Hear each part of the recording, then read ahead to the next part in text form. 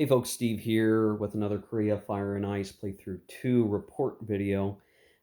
This is the game situation on the beginning of the communist activation phase of week 1 of September 1950. So this is really the last turn and in fact the last shot the communists have at automatic victory. Now, you can see that the communists have broken through a perimeter, and they are right on the cusp of attacking Pusan. But I suspect that no matter how good of a shot they take, there's just no way to take Pusan and win the game. They've done very well, absolutely, but it was just too much here for them to take it. I think they might try. We'll see. The victory points are currently sitting at 18 communist victory points. It was actually at 19. But when you, as the losing player, request aid and your opponent has greater than 15 victory points, when you do foreign aid, the opponent doesn't get victory points, right? It wouldn't push the communists to 20 victory points, 19 to 20. It actually gives you a victory point, so it reduces one. So there's almost, when you're losing the game that badly, there's no reason not to get foreign aid. I guess so, sort of a balancing function. So the communist VPs got knocked down to 18, and they just probably are not going to have enough power to take Busan. Now, it was very close. As we were getting through the month of August and getting into this turn, the UN players' replacements were bottomed out. They were unable to really take victory points as losses because that was going to mean that the communists would win. So there was, if you couldn't retreat, basically units were getting blown off the map to a pretty nasty degree. There's quite a number of South Korean units in the destroyed box at this point as we were desperately trying to get back a line. For a while around the perimeter, you can see the communists have shrunk the historical Pusan perimeter quite a bit, and really these guys through here are only in command because they can trace through here down this line and then down through here to Pusan. There's one South Korean unit that's out of command that got pushed out of the port over here, Kunsan, by the communists, and so this is sort of the last redoubt, last bastion of UN control here, and obviously they benefit from this communication line. They've got units blocking it. They've got some hills here that make it a little harder for communist units to try to cut across and cut guys out of supply. So they have they're utilizing the terrain to keep sort of an L-shaped presence, or a 7-shaped presence on the map. Now, in Pusan, they've got some guys waiting off the supply box. This is how I've always interpreted the reinforcements to come in on. You can either put them on a sea transport box or a supply box. You can say it says Pusan invasion box, but in the box, it's a UN supply source box. So I've always interpreted that as these reinforcements come in the box, they have to actually be deployed into the city. So maybe I've been getting that wrong this whole time, but that's how I've always read the rules. They refer to the box as the place to put the units. So that's what we've done. But what they do have is they've got some reinforcements that have come in. The 27th Commonwealth Brigade is there up manning the hills, just keeping any crossover from happening. The 2nd Infantry Division has their cadre up here, and then they're manning this area over here, and they have one of the last Chinese Republic of China units and one of their own units here violating stacking because they are fresh units. And the UN player built trenches here using some supply points, though they do have a couple different HQs stacked in here as sort of a last hope, last ditch effort situation. And they don't really have many places else to go at this point. 1, 2, 3, 4, 5, 6, 7, 8. Yeah, everyone can be activated from the HQs in Pusan anyway, so they're kind of good to go. When you figure adjacency bonus, they're going to have 2, 4, 6, because you get adjacency bonus for units in the same hex. So +6 for that. They're going to get the trenches, so that's a +2, so a +8. And then a city is another +2, so +10 without any support modifiers, right? That's going to be tough to beat, even if the communists put everything they can into it.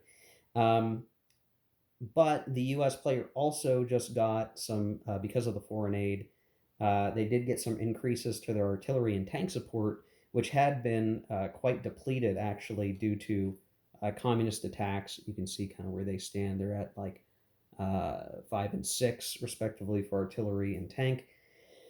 But that will be enough that if they are attacked, they really ought to. They won't be able to use tank support, but they will get some artillery support. So they're looking at a +12.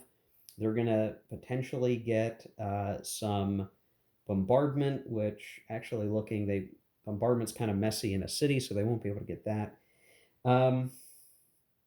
What else? Air. So they have 12 air support. They'll functionally be able to use 9. So really, we are talking plus like 20 or 21 for any attack by the communists that would come in here. There's really not going to be much of a chance to take it unless they do a really concerted effort, like human wave attack, and they brought in every unit that they possibly could. So something like, I don't know, let's see, 1, 2, 3, 4. So maybe if I actually have this guy using strat movement have come down here, 1, 2, 3.5. You could probably get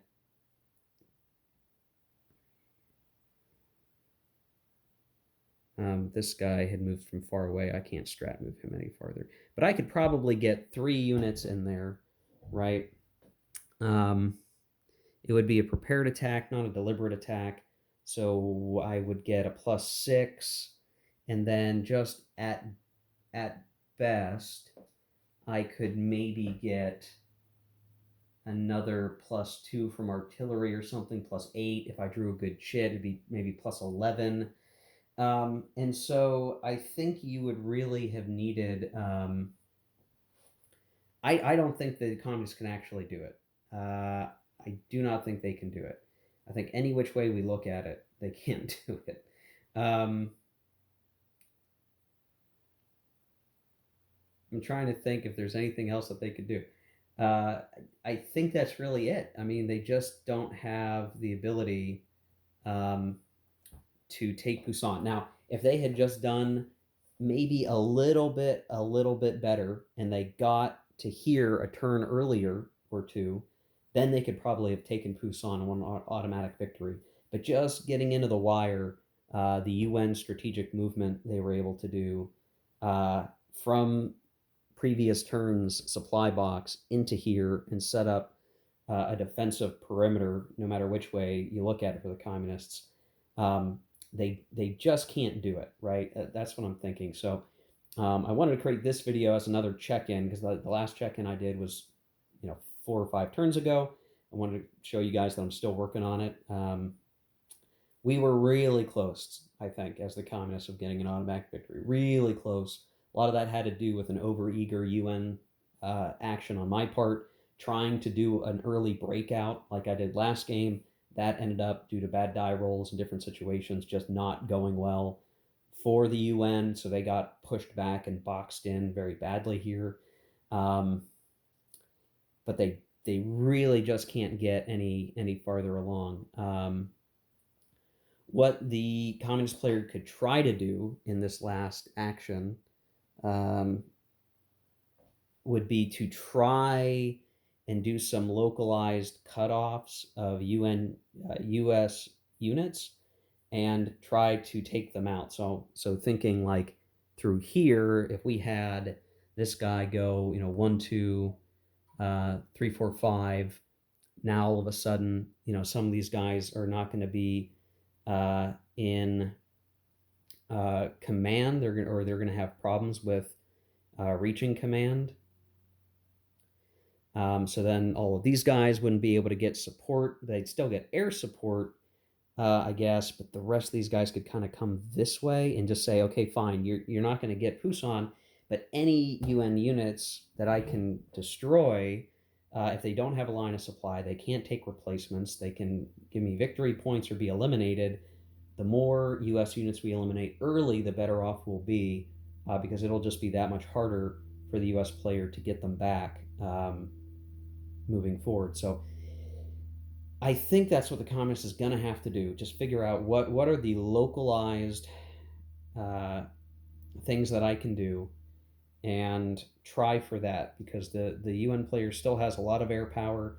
They still have uh, decent support levels that can make somewhat of a difference. So yeah, attacking Pusan probably not a great idea. But what we want to do is just do as much damage as possible, knowing that next turn, this is the last turn before the UN player gets his amphibious invasion capability, where the game's going to get turned on its head. Right, the invasion will happen. All the communist units will become flipped. Their HQs will become flipped. We will probably invade at Incheon, um, or something like that. We'll have to figure that out. Um, but basically, we're gonna see the communists basically get flipped over, uh, both figuratively and literally. And whatever damage the North Koreans can do before that happens will benefit them in the long run. When the communist Chinese eventually come in, what we would like to see, because we know the communist Chinese are going to be so plentiful, that if the UN has been bloodied very badly before they even enter, and then the communists come in, Chinese communists come in, that will make it easier with their human wave attacks to destroy what may be left, or what has come up through the rest of the game, and leave the communists sitting in a very good position, otherwise, right? That's potentially what we're looking at doing here. Um, so far, as I go to check in, the victory point stuff has worked out well again. It without there being a weird exploit in Seoul, which is hidden under a glare right here. It makes a lot more sense for the players, the two different sides of my mind, I guess, to decide which action they're going to take. So, from that perspective, it just works out better with my special rule there. The UN player is trying to get objectives in a nearby city like Tejan, where they're allowed to place the objectives, because the sooner they can get there and reveal them, the sooner they'll get points. The one challenge they've had is that they did put objectives in Incheon, but the communist player removed those, and it basically got to the point that the communist player had removed, uh, had claimed all their objective markers that they could, and that had put them up to the 17, 18, 19 victory points, along with combat victory points and everything else. The way it shook out, they were very close. But now, basically all the communists can really do is either uh, set some new objectives on Pusan. That's really their only real option. Um, Technically, they never went back and got Gwangju, so they could try to put something back here, but I don't think that makes a whole lot of sense for them at the moment. Um, but now they're just trying to take objective markers off, because what they don't want to do is the UN to have an easy time reclaiming victory points. And there's even an incentive for the UN player to not invade next turn, so that they can place more and more objective markers in, for instance, Seoul, before they take it. So there is this weird incentive to avoid taking Seoul right away, until some objective markers can be placed. Um, but the way I think it works with my rule fixing is that ultimately, if you want to get out of the danger zone, you probably want to be putting objective markers near to the front line, or near where you're going to more easily access things, so you can get those victory points earlier. There's this whole, I made a graph, but it doesn't look very pretty, trying to figure out what's the cadence of objective markers, right? You can go a long time, putting a bunch of objective markers in a capital that you don't control, like Seoul or Pyongyang. But it's going to take a while before you can benefit from taking it, and then you're spending a lot of turns getting those same victory points. So it's a valid strategy, but it's got a con to it. Spreading out the objective markers across towns and cities or wherever has some benefits because you can if it's closer to your front line, you can just grab those. But then you have to kind of sit on them until you get enough objective markers grabbed that you can reveal them all in an efficient manner. You have enough units spread out nearby those objectives you just took to actually reveal them and then start claiming them. So that whole cadence of what actions do you take with the objective markers is still a little weird.